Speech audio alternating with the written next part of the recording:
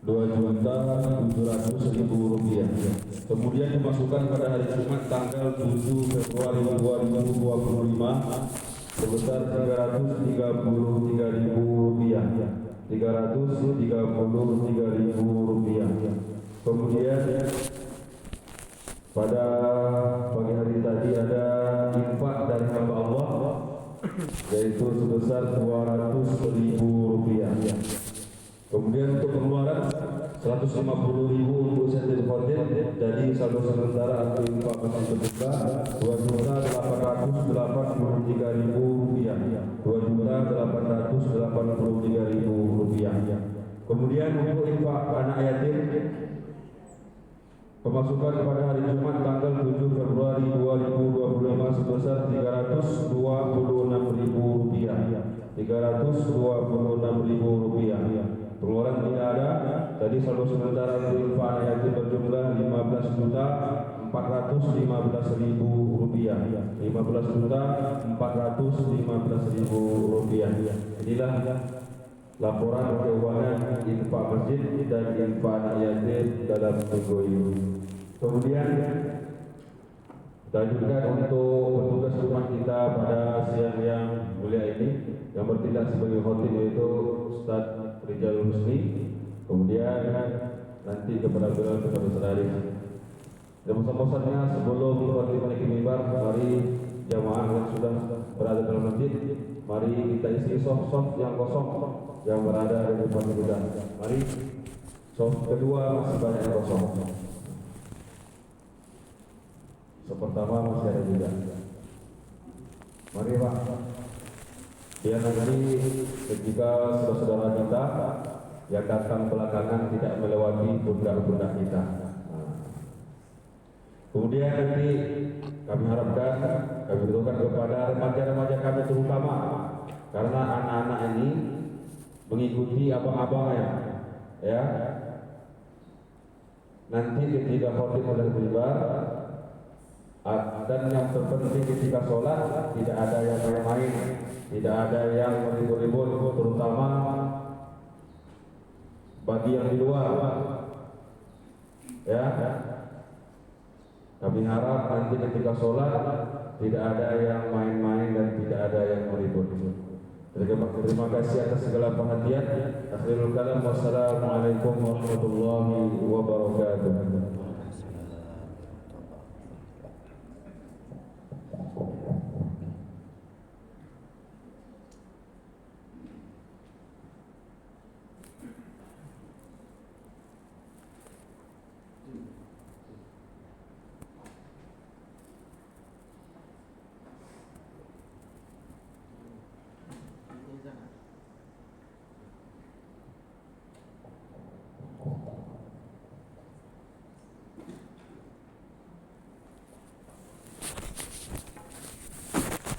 Assalamualaikum warahmatullahi wabarakatuh.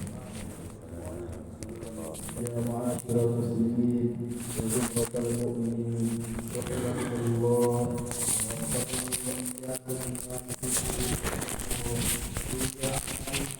Radhiyallahu anhu annahu qala Rasulullah sallallahu alaihi wasallam fima ma'na inna yawmal jumu'ati sayyidul ayyam الفقراء وعيد المساكين الفرقتان فيها وركعتين فإذا سكت الذي فلا يتكلم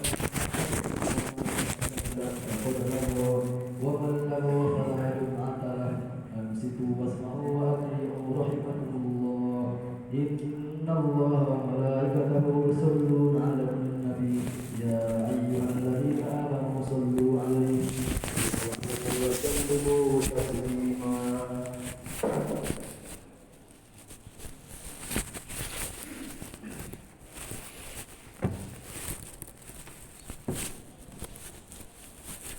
Assalamualaikum warahmatullahi wabarakatuh. Allahu Akbar, Allahu Akbar, Allahu Akbar.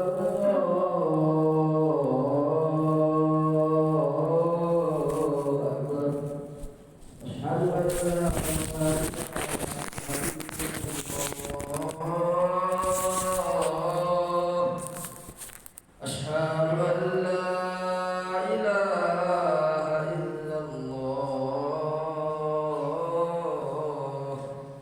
أشهد أن محمدا رسول الله أشهد أن محمدا رسول الله حي على الصلاة حي على الصلاة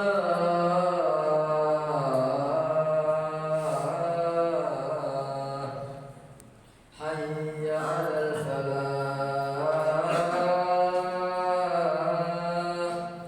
حي على الفلاح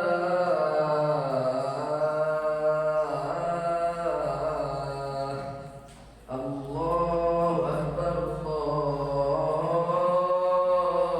أكبر لا إله إلا الله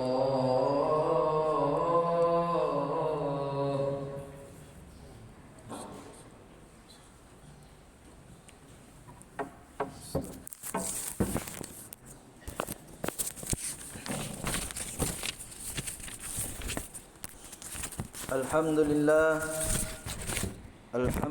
الذي أنعم علينا بالإيمان والإسلام أشهد أن لا إله إلا الله المالك العلام وأشهد أن محمدا عبده ورسوله سيد الأنام صلى الله على سيدنا محمد وعلى آله وأصحابه صلاة وسلاما دائمين متلازمين على ممر الدهر والأيام وسلم تسليما كثيرا أما بعد فيا عباد الله اتقوا الله اتقوا الله اتقوا الله حافظوا على الطاعة وحضور الجمعة والجماعة قال الله تعالى يا أيها الذين آمنوا إذا نودي للصلاة من يوم الجمعة فاسعوا إلى ذكر الله وذروا البيع ذلكم خير لكم إن كنتم تعلمون وقال في آية أخرى أعوذ بالله من الشيطان الرجيم بسم الله الرحمن الرحيم قل هو الله أحد الله الصمد لم يلد ولم يولد ولم يكن له كفوا أحد صدق الله العظيم معاشر المسلمين وزمرة المؤمنين رحمكم الله. Pertama sekali kembali kita bersyukur kepada Allah Subhanahu wa taala pada Jumat di bulan Sya'ban ini kita masih dapat melaksanakan perintah Allah Subhanahu wa taala, yakni solat fardu Jumat yang diwajibkan bagi laki-laki. Oleh karena itu, melalui kesempatan yang berbahagia ini, mari kita betul-betul niatkan hati kita untuk beribadah kepada Allah Subhanahu wa taala. Mudah-mudahan apa yang kita lakukan pada hari ini diterima oleh Allah Subhanahu wa taala. Amin amin ya rabbal alamin. Dengan mengucapkan alhamdulillahirabbil alamin. Kemudian berselawat kita kepada Nabi kita, Nabi besar Muhammad sallallahu alaihi wasallam. Allahumma salli ala sayyidina Muhammad wa ala ali sayyidina Muhammad. Dengan harapan selain kita mendapat syafaatnya di yaumil akhir nanti, selama kita hidup di dunia, hendaknya Allah Subhanahu wa taala mudahkan bagi kita untuk senantiasa mengikuti sunnah-sunnah Nabi. Kenapa? Karena pada akhir zaman ini begitu berat rasanya cobaan bagi kita untuk melaksanakan apa-apa yang ada dalam agama ini.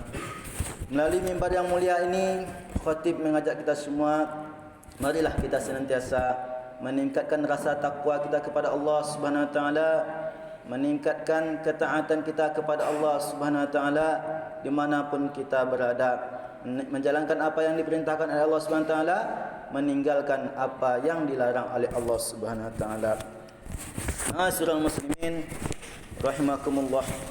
Pada khutbah kali ini khatib ingin menyampaikan kepada kita semua ini tentang keutamaan bulan Sya'ban.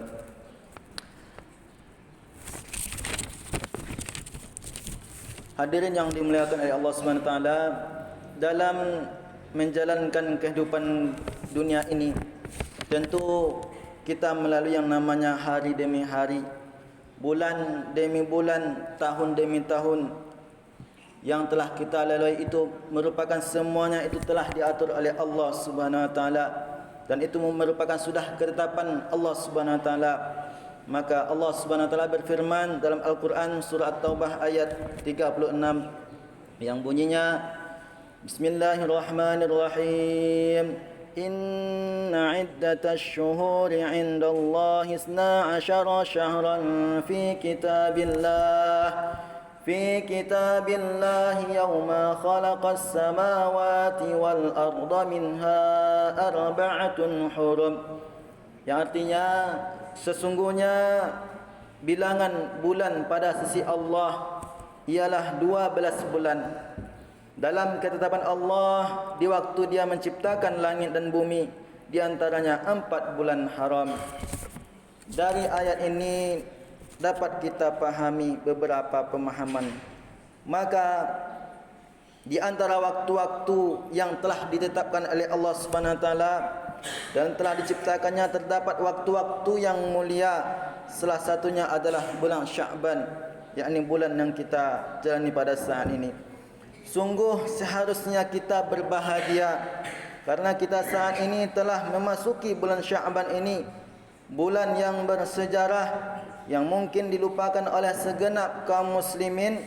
Oleh sebab itu, marilah kita mensyukuri nikmat Allah Subhanahu wa taala, sebab dengan kenikmatan dari Allah Subhanahu wa taala lah kita dapat memasuki bulan Sya'ban ini. Yahya bin Mu'az berkata, sesungguhnya dalam kata Sya'ban terdapat 5 huruf dalam bahasa Arab, di mana setiap hurufnya kaum muslimin akan diberi suatu pemberian. Dengan shin akan diberi syafaat atau kehormatan, dan dengan ba akan diberi bir atau yang artinya kebaikan, dan dengan alif akan diberi ulfah atau kelembutan, dan dengan nun akan diberi nur atau cahaya. Dan oleh karena itu dikatakan bulan Rajab ialah bulan untuk mensucikan ruh. Sesungguhnya orang-orang yang mensucikan badannya pada bulan Rajab, maka ia akan mensucikan hatinya pada bulan Sya'ban. Dan orang yang mensucikan hatinya pada bulan Sya'ban akan mensucikan ruhnya pada bulan Ramadan. Maka jika dia tidak akan mensucikan badannya pada bulan Rajab dan hatinya pada bulan Sya'ban, kapanlah lagi dia akan mensucikan ruhnya pada bulan Ramadan. Rasulullah sallallahu alaihi wasallam bersabda dalam sebuah hadis yang artinya, barang siapa berpuasa 3 hari pada awal Sya'ban dan 3 hari pada tengahnya dan 3 hari pada akhirnya, maka Allah akan menulis baginya pahala dari 70 orang nabi, dan adalah seperti orang yang beribadah kepada Allah selama 70 tahun. Dan jika dia mati pada tahun itu, dia mati sebagai pahlawan syahid. Hadirin yang dimuliakan oleh Allah Subhanahu wa taala, sebagai seorang mukmin kita sudah tentu sangat mengharapkan rahmat dan karunia serta keridhaan dari Allah Subhanahu wa taala untuk kita. Oleh karena itu, kita harus mempertebal keimanan kita dan meningkatkan kualitas takwa dan juga meningkatkan amal soleh, terutama pada bulan-bulan yang mulia, di antaranya adalah bulan Sya'ban. Rasulullah sallallahu alaihi wasallam bersabda dalam sebuah hadis yang artinya, keutamaan bulan Sya'ban atas bulan-bulan yang lain adalah sebagaimana keutamaanku atas sekalian para nabi. Sedangkan keutamaan bulan suci Ramadan adalah sebagaimana keutamaan Allah Subhanahu wa taala atas sekalian hamba-hambanya. Dan sabda beliau yang lain juga menjelaskan yang artinya, barang siapa yang menghidupkan malamnya daripada 2 hari raya dan malam pertengahan bulan Sya'ban, maka hatinya tidak akan mati manakala matinya hati orang lain. Hadirin, Sidang Jumat yang dirahmati Allah Subhanahu wa taala, dari hadis-hadis tadi maka kita dapat mengambil pengertian bahawa pada bulan Syaban ini hendaknya kita lebih mendekatkan diri kepada Allah Subhanahu wa taala dengan cara meningkatkan kualitas dan kuantitas ibadah kita. Juga amal soleh yang lain kita kerjakan dengan semangat, dengan harapan akan keridaan yang akan kita peroleh dari Allah Subhanahu wa taala. Oleh karena itu kita harus juga menanamkan pengertian ini kepada anak-anak kita tentang keutamaan ini agar mereka pun tidak ketinggalan dalam mendekatkan diri kepada Allah Subhanahu wa taala secara penuh pada bulan ini. Sebagai orang tua, tentu kita adalah penanggung jawabnya atas baik dan buruknya anak-anak kita dalam perbuatan dan tingkah laku mereka. Oleh sebab itu, sebagai orang tua kita harus menyadari kewajiban kita yang satu ini. Kalau kita tidak ingin melihat generasi Islam di masa yang akan datang menjadi orang-orang yang lemah imannya, yang kemudian akan terbujuk oleh rayuan syaitan yang akan menyesatkan mereka dari jalan Allah Subhanahu wa taala, telah menjadi kenyataan pada saat ini. Banyak kita lihat timbulnya penurunan akhlak anak-anak muda yang pada intinya mereka tidak lagi memperdulikan akan hukum-hukum Allah yang harusnya mereka kerjakan dan mereka patuhi. Mereka menjadi liar dan lebih memilih kebudayaan orang-orang kafir untuk menjadi kebudayaannya.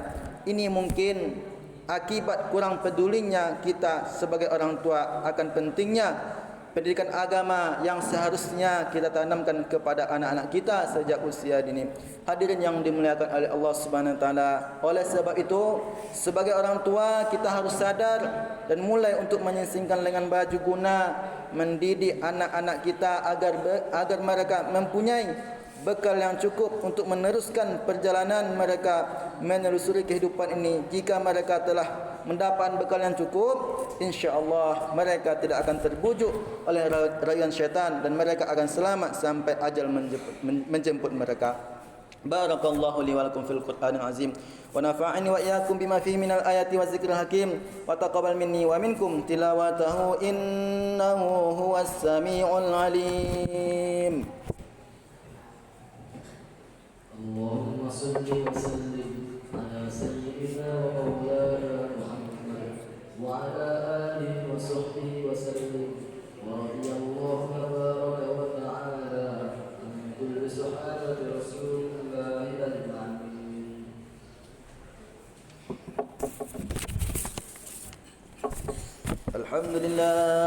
الحمد لله الذي أنعم علينا بالإيمان والإسلام. أشهد أن لا إله إلا الله المالك العلام وأشهد أن محمدا عبده ورسوله سيد الأنام. صلى الله على سيدنا محمد وعلى آله وأصحابه صلاة وسلاما دائمين متلازمين على ممر الدهر والأيام وسلم تسليما كثيرا. أما بعد، فيا عباد الله اتقوا الله وحافظوا على الطاعة وحضور الجمعة والجماعة. قال الله تعالى: يا أيها الذين آمنوا إذا نودي للصلاة من يوم الجمعة فاسعوا إلى ذكر الله وذروا البيع ذلكم خير لكم إن كنتم تعلمون. فإذا قضيت الصلاة فانتشروا في الأرض وابتغوا من فضل الله واذكروا الله كثيرا لعلكم تفلحون.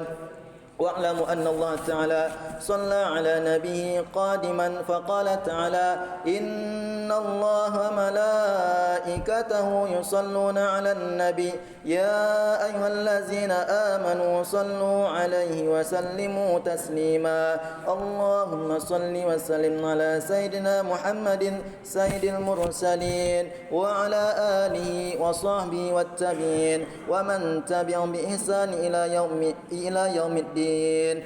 اللهم اغفر للمسلمين والمسلمات والمؤمنين والمؤمنات الأحياء منهم والأموات من مشارق الأرض إلى مغاربها برحمتك يا الله يا أرحم الراحمين. اللهم انصر مجاهد في كل مكان وفي كل زمان، وخصوصا مجاهد في فلسطين، ولمن إقام الدين ولمن أحسن إلينا برحمتك يا الله يا أرحم الراحمين. ربنا آتنا في الدنيا حسنة وفي الآخرة حسنة وقنا عذاب النار. عباد الله، إن الله يأمركم بالعدل والإحسان وإيتاء ذي القربى وينهى عن الفحشاء والمنكر والبغي يعظكم لعلكم تذكرون. فاذكروا الله العظيم يذكركم واشكروا على نعمه يزدكم ولذكر الله أكبر. أقم الصلاة. الله أكبر الله أكبر أشهد أن لا إله إلا الله أشهد أن محمدا رسول الله. حي على الصلاة حي على الفلاح قد قامت الصلاة قد قامت الصلاة. الله أكبر الله أكبر لا إله إلا الله.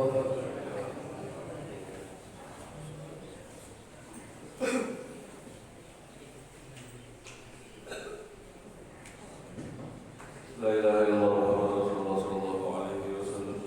استووا واستقيموا واعتدلوا سووا صلوا ومن صلوا استجابا.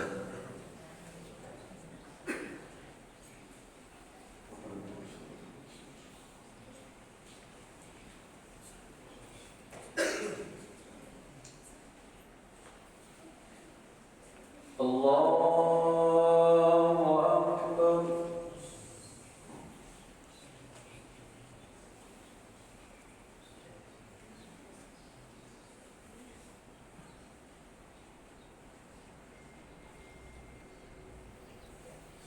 بسم الله الرحمن الرحيم. الحمد لله رب العالمين الرحمن الرحيم مالك يوم الدين. إياك نعبد وإياك نستعين. اهدنا الصراط المستقيم صراط الذين أنعمت عليهم غير المغضوب عليهم ولا الضالين.